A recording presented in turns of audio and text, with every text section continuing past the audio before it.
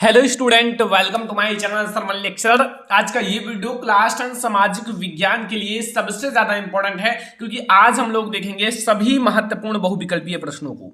अगर आप इस वीडियो को देख रहे हो तो लास्ट तक देखना क्योंकि ये वीडियो बहुत ही ज्यादा इंपॉर्टेंट है और इसमें सामाजिक विज्ञान के पूरे बुक का ऑब्जेक्टिव क्वेश्चन है। और अगर आप इस वीडियो को देखोगे तो फिर आपको ऑब्जेक्टिव क्वेश्चन तैयार करने की जरूरत नहीं है। आप लोग कॉपी एंड पेन लेकर बैठो और जितना ऑब्जेक्टिव क्वेश्चन बताया जाए उन सारे क्वेश्चंस को नोट कर लो, ठीक है, याद कर लो। और बोर्ड एग्जाम में यहीं से आपके क्वेश्चन आएंगे, ठीक है, यहीं से आपके बोर्ड एग्जाम में पेपर में जो है ना क्वेश्चंस देखने को मिलेंगे।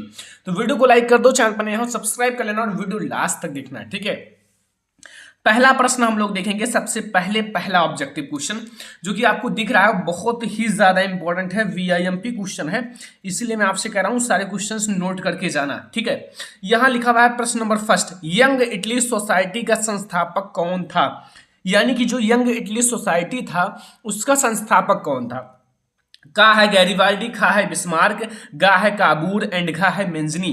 तो यंग इटली सोसाइटी का संस्थापक कौन था? तो वो थे मेंजनी। कौन थे? मेंजनी। तो यहां से आपको पता चला कि यंग इटली सोसाइटी के संस्थापक कौन था। यहां से आपको ये क्वेश्चन बिल्कुल क्लियर हो गया होगा, छोटा सा भी कंफ्यूजन नहीं होगा क्योंकि बहुत ज्यादा इंपॉर्टेंट है और बहुत आसान भी है। क्वेश्चन नंबर 2 आपसे क्या कह रहा है कि इटली का एकीकरण किसके नेतृत्व में किया गया? यानी कि जो इटली का एकीकरण हुआ है, जो इटली का एकीकरण हुआ था वो किसके नेतृत्व में किया गया, ठीक है।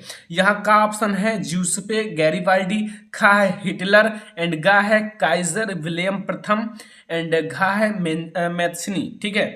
तो यहाँ आप लोगों को बताना है कि इटली का जो एकीकरण हुआ था वो किसके नेतृत्व में किया गया, ठीक है। तो आपके पास 4 ऑप्शन हैं, आप लोग देख रहे होंगे, तो इसमें से कौन सा सही है? तो जो इटली का एकीकरण हुआ था वो गैरिबाल्डी के नेतृत्व में हुआ था। किसके नेतृत्व में हुआ था?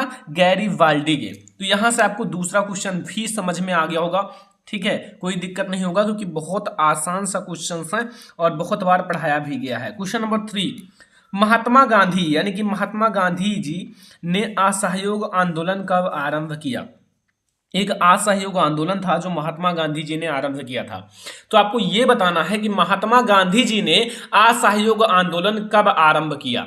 आपके पास ऑप्शन का है 1919 ईस्वी में, खा है 1922 ईस्वी में एंड गा है 1920 ईस्वी में एंड घा है 1923 ईस्वी में। तो यहां आपको बताना है कि महात्मा गांधी जी ने असहयोग आंदोलन कब आरंभ किया। तो महात्मा गांधी जी ने असहयोग आंदोलन 1920 ईस्वी में आरंभ किया था। कब आरंभ किया? 1920 ईस्वी में। याद हो गया? ये है हमारा क्वेश्चन नंबर 3। अब हम लोग देखेंगे क्वेश्चन नंबर 4। क्वेश्चन नंबर 4 क्या कह रहा है कि असहयोग आंदोलन जो है, असहयोग आंदोलन का मुख्य कारण क्या था? यानी कि जो असहयोग आंदोलन है उसका मुख्य कारण, जो मेन रीजन था वो क्या था? का ऑप्शन है रॉलेट एक्ट, खा है प्रथम विश्व युद्ध, गा है खिलाफत आंदोलन एंड घा है द्वितीय विश्व युद्ध। तो जो असहयोग आंदोलन है उसका जो मुख्य कारण था वो क्या था, ठीक है। तो आप लोगों को पता होगा कि जो असहयोग आंदोलन हुआ था उसका जो मेन रीजन है यानी कि मुख्य कारण है वो है खिलाफत आंदोलन। क्या है? खिलाफत आंदोलन, ठीक है। तो असहयोग आंदोलन का जो मेन रीजन था वो है खिलाफत आंदोलन। तो ये है हमारे 4 इंपॉर्टेंट क्वेश्चन और आप लोग इसे नोट कर लो। जितना ऑब्जेक्टिव पढ़ाया जा रहा है उतना सारा आपको नोट्स करके याद कर लेना है क्योंकि ये वीडियो बहुत ही ज्यादा इंपॉर्टेंट है आपके बोर्ड एग्जाम के लिए। क्वेश्चन नंबर 5 अब हम लोग देखेंगे कि क्वेश्चन नंबर 5 आपसे क्या कह रहा है। क्वेश्चन नंबर 5 कह रहा है कि संयुक्त राष्ट्र संघ का मुख्यालय कहां पर स्थित है? जो संयुक्त राष्ट्र संघ है उसका मुख्यालय कहां पर स्थित है, ठीक है। तो यहां आपके पास का ऑप्शन है वाशिंगटन, खा है जिनेवा, गा है न्यूयॉर्क एंड घा है ऑस्ट्रिया। तो अब आप लोग बताओ कि संयुक्त राष्ट्र संघ का जो मुख्यालय है वो कहां स्थित है? तो यहां जो आपका करेक्ट आंसर होगा वो है न्यूयॉर्क में। कहां स्थित है? न्यूयॉर्क में। तो संयुक्त राष्ट्र संघ का मुख्यालय न्यूयॉर्क में स्थित है। ओके, समझ में आ गया ना? सारे क्वेश्चंस बहुत ज्यादा इंपॉर्टेंट हैं। अगला क्वेश्चन हम लोग देखेंगे। यहां ये मैंने आप लोगों को पढ़ाया था बहुत जल्द ही, जब मैं चैप्टर पढ़ा रहा था सारे क्वेश्चंस पढ़ाए गए हैं, लेकिन ये मुझे याद आ गया कि यहां क्या कह रहा है। क्वेश्चन नंबर 6 आपसे क्या कह रहा है कि अफ्रीका में किस बीमारी के प्रसार से अधिकांश जानवरों की मृत्यु हो गई? यानी कि जो अफ्रीका है, अफ्रीका में ऐसी कौन सी बीमारी फैल गई जिससे बहुत सारे जानवरों की मृत्यु हो गई। का ऑप्शन है प्लेग, खा है मलेरिया, गा है रिडर पेस्ट एंड घा है एनिमल फीवर। जो स्टूडेंट नहीं जानते हैं वो आई होप कि टिक जो लगाएंगे ना वो एनिमल फीवर पर लगाएंगे, क्योंकि ये जानवर से रिलेटेड है, लेकिन ये नहीं सही है। जो आप लोगों का सही आंसर है वो है रिडर पेस्ट। क्या सही है? Rinderpest. जो अफ्रीका में रिडर पेस्ट बीमारी के कारण 90% जानवरों की मृत्यु हो गई थी। ठीक है, समझ में आया? सारे क्वेश्चंस आपको समझ में आ रहे हैं ना? क्वेश्चन नंबर 7 आपसे क्या कह रहा है कि पंजाब में भूमि निम्नीकरण का मुख्य कारण क्या है। जो पंजाब में भूमि निम्नीकरण हो रहा है उसका सबसे मेन रीजन यानी कि मुख्य कारण क्या है। का है गहन खेती, खा है वन उन्मूलन एंड गा है अधिक सिंचाई एंड घा है अति पशुचारण। तो अब आप लोग बताओ कि पंजाब में भूमि निम्नीकरण का मुख्य कारण क्या है। तो यहां आपको अगर बताया जाए क्वेश्चन नंबर 7 का आंसर, तो वो है पंजाब में जो भूमि निम्नीकरण हो रहा है वो अधिक सिंचाई के कारण हो रहा है। किसके कारण? अधिक सिंचाई के कारण। तो यहां से आपको यह भी समझ में आ गया कि पंजाब में भूमि निम्नीकरण का मुख्य कारण क्या है। ओके, सारे क्वेश्चंस बहुत ज्यादा इंपॉर्टेंट है, सारे को नोट कर लेना, बार बार याद करना। क्वेश्चन नंबर 8 आपसे क्या कह रहा है कि कपास की खेती के लिए कौन सी मृदा उपयुक्त है।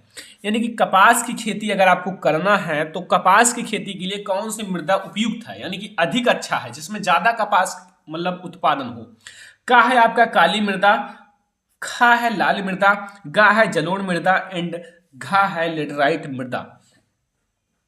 लेकिन अगर आपको कपास की खेती करनी है तो कपास की खेती के लिए जो बहुत इंपॉर्टेंट और उपयुक्त मृदा है वो है काली मृदा, क्योंकि कपास की खेती जो है काली मृदा में काफी अच्छी होती है। ठीक है, तो ये है हमारा क्वेश्चन नंबर 8। अब हम लोग देखेंगे क्वेश्चन नंबर 9। क्वेश्चन नंबर 9 क्या कह रहा है कि चिपको आंदोलन संबंधित है। एक आंदोलन था जिसका नाम था चिपको, तो चिपको आंदोलन संबंधित है। देखो ये आंदोलन अभी आपको 2 मिनट में समझ में आ जाएगा। जैसे एक व्यक्ति है जो पेड़ को काटता है और यहाँ पेड़ लगा हुआ है ना, ये ठीक है, ये पेड़ लगा हुआ है, तो एक व्यक्ति इसी पेड़ से चिपक जाता था कि इसे मत काटो, अगर काटना है तो मुझे भी काटो, और तब पेड़ को काटो। तो फिर ये किससे संबंधित है? मृदा से तो है नहीं, जल से तो है नहीं, जल में तो थोड़ी नहीं चिपकती, वायु से भी नहीं है, तो ये जो है वन संरक्षण से है। किससे है? वन संरक्षण, यानी कि पेड़ पौधों से। ये है हमारा क्वेश्चन नंबर 9। अब हम लोग देखेंगे जो आपका क्वेश्चन नंबर 10 है। क्वेश्चन नंबर 10 आपसे क्या कह रहा है कि इनमें से कौन सी रबी फसल है। यहां आपके 4 ऑप्शंस हैं और इसमें आपको बताना है कि कौन सी रबी फसल है। का है चावल, ठीक है, खा है आपका मोटे अनाज, गा है चना और ब्रैकेट में लिखा हुआ है काला चना एंड घा है कपास। तो इसमें से कौन सी रबी फसल है बताओ। देखो इसमें से जो आपका काला चना है ना, या फिर चना कह सकते हो, ये एक रबी फसल है। कौन सी फसल है? रबी फसल है, ये याद रखना। ठीक है, याद हो जाएगा ना, ये आपका जो है एक रबी फसल है। काफी आसान सा क्वेश्चन है और याद रखना। यहां एक इंपॉर्टेंट क्वेश्चन है कि भूदान आंदोलन किसके द्वारा आरंभ किया गया। एक आंदोलन था भूदान, जिसमें भूमि का दान किया जाता था। वो मतलब किसने आरंभ किया था? का ऑप्शन है महात्मा गांधी जी ने, खा है विनोबा भावे ने, गा है जवाहरलाल नेहरू ने एंड घा है इंदिरा गांधी ने। तो अब आप लोग बताओ कि जो भूदान आंदोलन था वो किसके द्वारा आरंभ किया गया था। आप लोगों को पता होगा, अगर नहीं पता हो तो कोई दिक्कत नहीं, मैं आपको बताऊंगा, लेकिन गेस करो कि कौन सा सही हो सकता है, तब फिर मैं आपको बताऊं। तो इसमें जो आपका सही आंसर होगा वो है विनोबा भावे। ठीक है, विनोबा भावे ने भूदान आंदोलन प्रारंभ किया था, जो कि अब ये सब नहीं चलता है, बट बहुत अच्छा आंदोलन था। क्वेश्चन नंबर 12 है कि झारखंड में स्थित कोडरमा निम्नलिखित में से किस खनिज का अग्रणी उत्पादक है। इंपॉर्टेंट है, याद रखना। जो कोडरमा है, झारखंड में स्थित है कोडरमा, निम्नलिखित में से किस खनिज का अग्रणी उत्पादक है। किस खनिज के लिए जाना जाता है कि इसका उत्पादन होता है। आपके ऑप्शन क्या है? बॉक्साइट, खा है आपका आर्द्रक, गा है आपका लौह अयस्क एंड घा है तांबा। तो अब आप लोग बताओ कि यह किसके लिए जाना जाता है। तो अगर आपको नहीं पता तो मैं आपको बताता हूं, ये जो है ना अर्धवृक्क के लिए जाना जाता है। किसके लिए? अर्धवृक्क के लिए। 12 नंबर क्वेश्चन है, ठीक है। यहां हम लोग देखेंगे 13 नंबर क्वेश्चन। ये ध्यान से देखो, सारे क्वेश्चंस आपको याद हो जाएगा। अगर एक बार में ना समझना है, वीडियो 2-3 बार देखो, पूरा आपको समझ में आ जाएगा। आप जब ना समझ में आए, वीडियो 2-3 बार देख लिया करो, आपको ऑटोमेटिक समझ में आ जाएगा। ओके, लिखा क्या है, इनमें से कौन सा पत्तन पूर्वी तट पर स्थित है। पहले ध्यान से पढ़ो कि इसमें से या इनमें से कौन सा पत्तन जो है पूर्वी तट पर स्थित है और जो अंतःस्थलीय तथा अधिकतम गहराई का पत्तन है तथा पूर्व सुरक्षित है। बहुत इंपॉर्टेंट है। का चेन्नई, खा है पारादीप एंड गा है तुतीकोरिन एंड घा है विशाखापट्टनम। तो यहां आप लोग बताओ, अगर मैं आपको लाइफलाइन दूं तो यहां से इसे मैं कट कर देता हूं और इसे मैं कट कर देता हूं, क्योंकि ये सारे आपके नए नाम लग रहे हैं, नया नाम। अब आप लोग बताओ कि चेन्नई सही है या विशाखापट्टनम। तो इसमें जो आपका सही है वो है विशाखापट्टनम। ओके, क्वेश्चन नंबर 14 क्या कह रहा है कि निम्न में से कौन सा परिवहन जो है साधन भारत में उपयुक्त साधन है। भारत में इसमें से कौन सा परिवहन है जो सबसे ज्यादा उपयुक्त है, सबसे ज्यादा अच्छा है, सबसे ज्यादा लाभदायक है। यहां आपका है का पाइपलाइन, खा है रेल परिवहन, गा है सड़क परिवहन एंड घा है वायु परिवहन।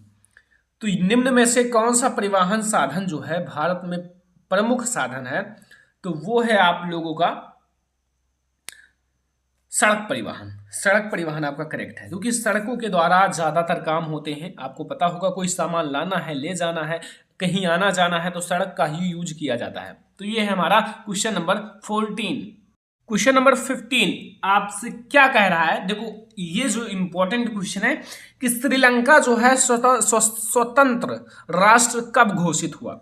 जो श्रीलंका एक देश है वो स्वतंत्र राष्ट्र कब घोषित हुआ।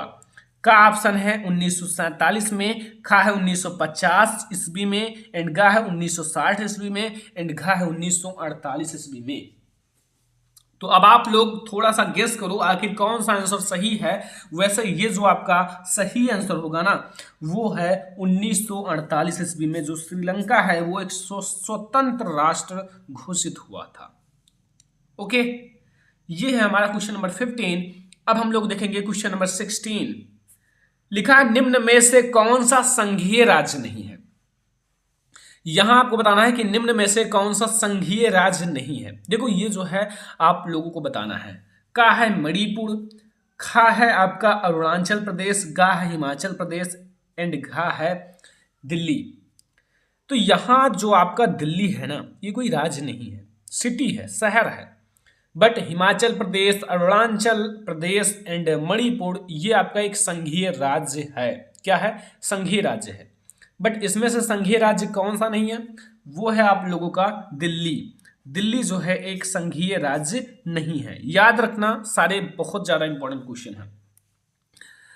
अगला क्वेश्चन देखो, क्वेश्चन नंबर 17 कि भारत में पंचायती राज्य की स्थापना हुई थी। भारत में जो पंचायती राज्य है उसकी स्थापना कब हुई थी।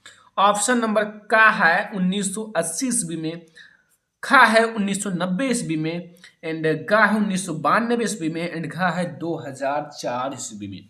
ये है हमारा बहुत इंपॉर्टेंट क्वेश्चन और आप लोग सोच लो कौन सा सही है। वैसे आपकी जो है ना ये क्वेश्चन पढ़ाया गया है पहले भी, तो यहाँ जो आप लोगों का 1992 ईस्वी है ना ये करेक्ट है।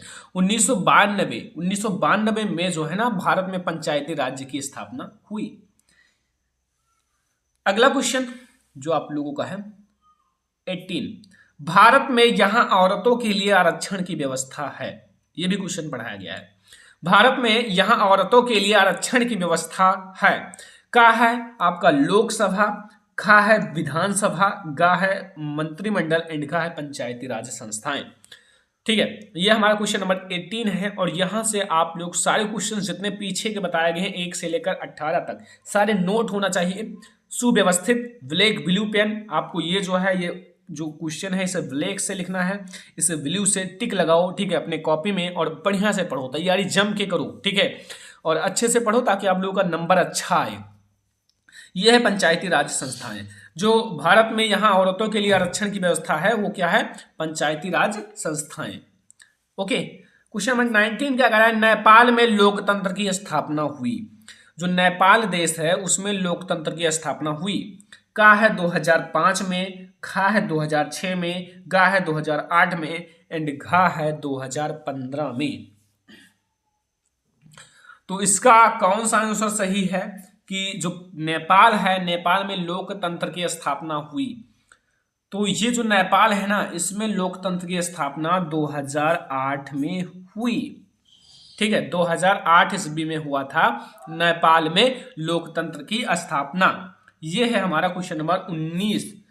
क्वेश्चन नंबर 20 देखो या 20 देखो, मानवाधिकार दिवस कब मनाया जाता है? मानवाधिकार दिवस आप जानते होंगे और कई बार पूछा भी गया है। तो मानवाधिकार दिवस कब मनाया जाता है? आपके पास ऑप्शन का है 10 दिसंबर, खा है 14 नवंबर, गा है 5 सितंबर, एंड घा है 15 अगस्त। तो मानवाधिकार दिवस कब मनाया जाता है ये आप लोग सोच लो। ठीक है, मानव अधिकार दिवस दिसंबर में मनाया जाता है और वो है 10 दिसंबर। ठीक है, 10 दिसंबर को। तो ये है हमारा क्वेश्चन नंबर 20। क्वेश्चन नंबर 21 सारे बहुत ज्यादा इंपॉर्टेंट, तो मैंने बहुत अच्छे ऑब्जेक्टिव क्वेश्चन लिए हैं जो बोर्ड एग्जाम में हिट करेंगे और VIMP है। इसीलिए मैं आपसे कह रहा हूं सारे क्वेश्चंस आप कॉपी में नोट कर लो। ऐसा कोई क्वेश्चन ना हो जिसको आपने नोट नहीं किया है और आपके बोर्ड एग्जाम में आ जाए और आपको याद नहीं है। ठीक है, क्वेश्चन नंबर 21 कि निम्नलिखित में से किसे औसत आय भी कहते हैं? औसत आय का तो नाम सुना ही होगा कि नहीं सुना है? सुना है। यहां देखो का है कुल आय, कुल आय को तो औसत आय कहेंगे नहीं। राष्ट्रीय आय, राष्ट्रीय आय को तो राष्ट्रीय आय कहा जाता है। प्रति व्यक्ति आय या फिर ये सभी? पहली बात ये सभी तो होगा नहीं क्योंकि ये सारे अलग अलग चीजें हैं। और यहाँ जो औसत आय का दूसरा नाम जो होता है वो प्रति व्यक्ति आय होता है। क्या होता है? प्रति व्यक्ति आय। तो औसत आय का जो दूसरा नाम होगा ना वो होगा प्रति व्यक्ति आय। याद हो गया? कोई कंफ्यूजन हो तो भाई पूछ लो क्योंकि ये सारे बहुत ज्यादा इंपॉर्टेंट क्वेश्चन है। क्वेश्चन नंबर 22 निम्नलिखित में से किस राज्य की प्रति व्यक्ति आय सर्वाधिक है? अभी मैंने ऊपर पूछा कि प्रति व्यक्ति आय या औसत आय, तो आपको बताना है किस राज्य की प्रति व्यक्ति आय या फिर उसे औसत आय भी कहा जाता है सबसे ज्यादा है, सर्वाधिक है।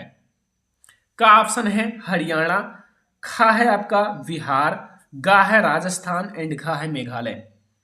तो अब आप लोग बताओ किसका सबसे ज्यादा है? तो यहां जो आप लोगों का एक हरियाणा है, एक बिहार है, एक राजस्थान है, एक मेघालय है। तो जो प्रति व्यक्ति आय है ना वो सबसे ज्यादा हरियाणा का है। किसका है? हरियाणा। ठीक है, तो ये आप लोगों को समझ में आ गया होगा। क्वेश्चन नंबर 23 एक वस्तु का अधिकांशतः प्राकृतिक प्रक्रिया से उत्पादन कहा जाता है। जैसे एक वस्तु जो अधिकांशतः, जो अधिकतर प्राकृतिक प्रक्रियाओं से उत्पन्न होता है, उत्पादन होता है, उसे क्या कहा जाता है? का है प्राथमिक, खा है द्वितीयक, गा है तृतीयक, या सूचना प्रौद्योगिकी।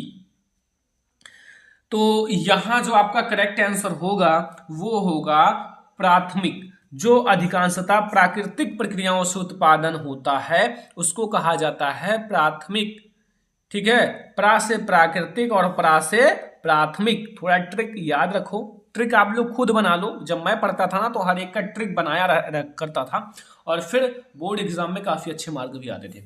और अगर आप लोग ट्रिक बना लोगे तो फिर काफी अच्छे मार्क आएंगे। ठीक है, यहां आप लोग देखो क्वेश्चन नंबर 24 निम्नलिखित में से उत्पादन का साधन है, इसमें से कौन है जो उत्पादन का एक साधन है?